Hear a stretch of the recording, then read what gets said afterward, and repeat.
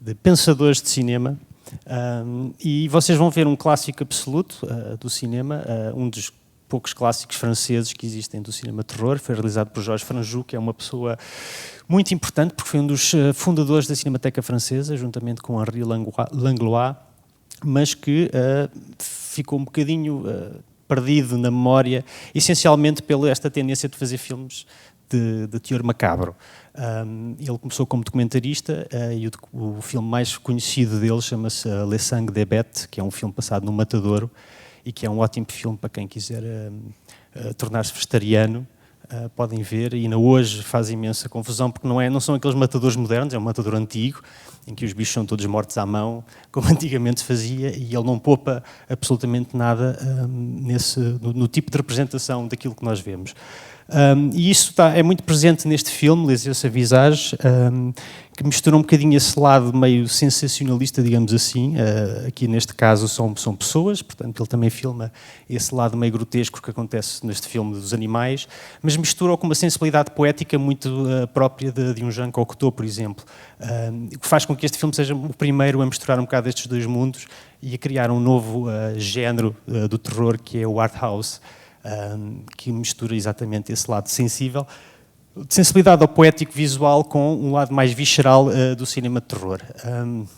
E é um filme, obviamente, que tem apesar de ter assim, um lado de conto de fadas macabro, é também um filme que tem, obviamente, uma raiz muito realista, portanto tem a ver com a cirurgia plástica, que é um tema até bastante atual, digamos assim. E que é um dos filmes mais importantes do cinema de terror francês, que andou desaparecido. Não existe muito, existe o Henri-Georges Clouzot, que fez o Le Diabolique, um pouco antes deste filme. E, portanto, depois há um grande hiato, nada acontece, aconteceu no Nouvelle Vague, que correu, obviamente, com todo o cinema de género, por ser um cinema industrial, nem um cinema comercial, digamos assim, e o Georges Franju desapareceu um bocadinho também. E voltou-se a falar nisto nos anos 2000, quando os franceses, de repente, do nada, começaram a fazer filmes de terror absolutamente extremos ou graficamente. Eles deram um bocado a volta ao cinema de terror, que estava um bocado a ficar moribundo em virtude dos anos 90, especialmente na América. E a revolução que os franceses fizeram, de certa maneira, com um filme chamado Haute Tension, que foi o primeiro, e depois seguiu-se filmes como O Martyr ou L'Intérieur, fez com que se voltasse atrás e tentasse perceber onde é que havia, quais são as raízes do cinema de terror francês. E, portanto, voltou-se a falar não só do Clouzot, mas também, principalmente, Les Yeux sans Visage. E é um filme marcante porque todos os filmes que vocês imaginam ou se lembram ou virem no futuro que tenham um personagem com uma máscara inexpressiva na cara, devem a este filme. Eu agora lembro-me do filme do Almodóvar, A Pele que Habito, lembro-me do Goodnight Mummy, que é um filme austríaco. O Halloween provavelmente também foi lá buscar a influência. E, portanto, é um filme que ainda hoje retém um bocado essa força visual e é um filme que ainda consegue perturbar visualmente e, portanto, agora imaginem o que é que teria sido na altura em que o filme estreou. Eu vou passar aqui ao Carlos. Sim.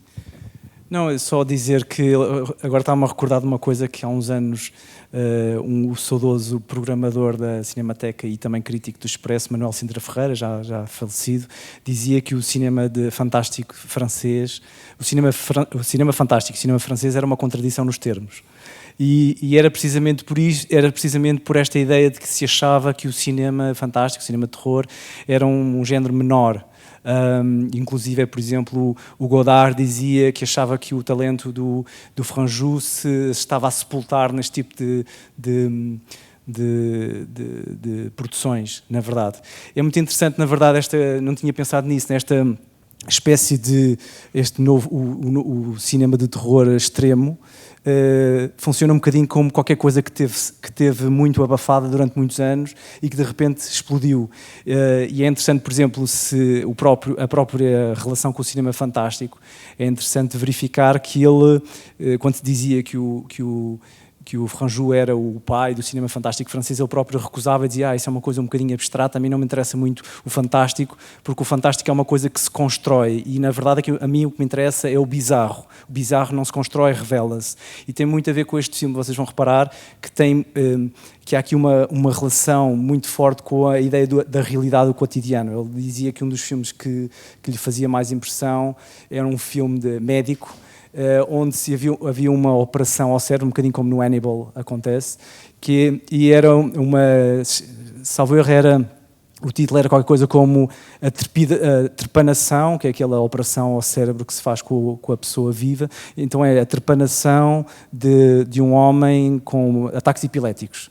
E esse vídeo, que ele dizia que era uma das coisas que lhe provocava mais medo, ele dizia: o que me provoca mais medo neste filme, que basicamente era um pequeno vídeo médico de um paciente acordado a abrir-lhe o cérebro e a fazer lá a operação ao cérebro, era que, ao contrário daquilo que o espectador estava à espera, ou do que ele estava à espera, o paciente não estava com medo, nem estava com dor, estava a rir-se.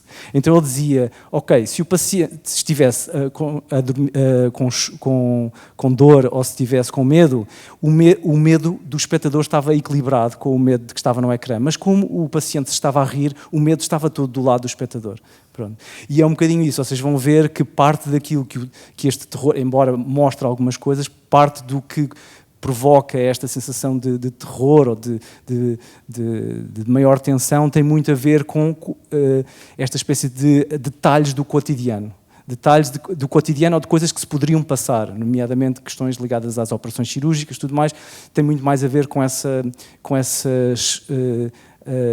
olhar com olhos de ver, digamos assim, para a ideia do cotidiano e verificar que do cotidiano coisas bizarras podem surgir. Isso é muito interessante. Depois dizer-vos também uma coisa que é, há um vídeo-ensaio que foi feito com base num texto escrito por um crítico francês chamado Serge Danet, e então este vídeo-ensaio problematiza sobre as questões do som. E então ele é uma realizadora e ela cita este texto que foi escrito uns anos depois do filme estrear. E então o crítico, o Serge Danet, dizia que tinha visto o filme, Les Yeux sans visage, aos 16 anos e que nunca mais tinha conseguido ver o filme porque havia uma cena que vocês vão ver, que é uma cena no cemitério, onde há uma das personagens, que eu não vou revelar qual, com uma picareta a bater numa lápide de pedra, e que esse som, juntamente com o som de um corpo a ser depositado numa campa, que tinha sido um som tão terrível, que ele nunca tinha conseguido nunca mais ver o filme. E é interessante, mais uma vez, para verificar que é através de coisas como o lado procedimental de uma operação ou o lado do som, muito mais do que vermos muito sangue, aliás, por constrangimentos de censura não se podia mostrar muito sangue, não se poderia mostrar tortura, não se poderia mostrar uma data de coisas, e portanto é através das coisas muito concretas do cinema, do som, destas questões procedimentais, no caso das operações, que ele provocava esta ideia de cotidiano, do qual poderia surgir esta ideia de bizarro. Pronto, é um filme quase indiscutível, muita coisa foi dita, mas se calhar o melhor era deixá-los ver, e desejo uma boa sessão.